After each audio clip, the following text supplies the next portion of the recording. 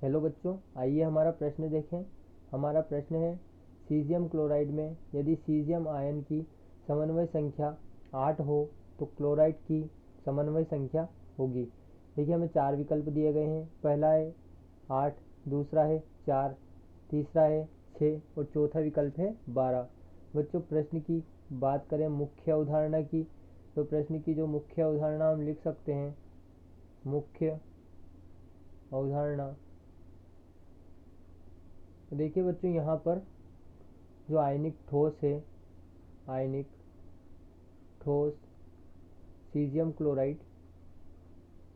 बच्चों, caesium chloride आयनिक ठोस के लिए हम लिख सकते हैं तो समन्वय संख्या का अनुपात होता है, समन्वय संख्या का अनुपात होता है, ये बराबर होता है आवेश अनुपात के, आवेश का अनुपात। बच्चों, यहाँ पर पहले समन्वय संख्या को समझें कि समन्वय संख्या क्या है। समन्वय संख्या, तो देखिए बच्चों, यहाँ पर हमें सीजियम आयन की समन्वय संख्या 8 दी गई है। तो हम कह सकते हैं कि जो सीजियम आयन है यह अपने आसपास के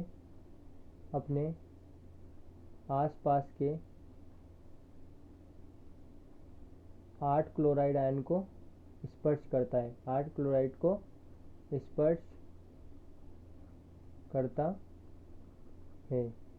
जो कोई आयन अपने आसपास के जितने आयनों को स्पर्श करता है वही उस आयन की समन्वय संख्या होती है।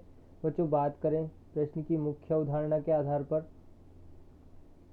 तो हमें यहाँ पर आवेश का अनुपात C+Cl- जो कि 1:1 है, आवेश अनुपात, आवेश अनुपात।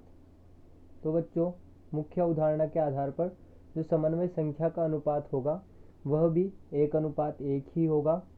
समन्वय संख्या का जो अनुपात होगा वह भी 1:1 होगा।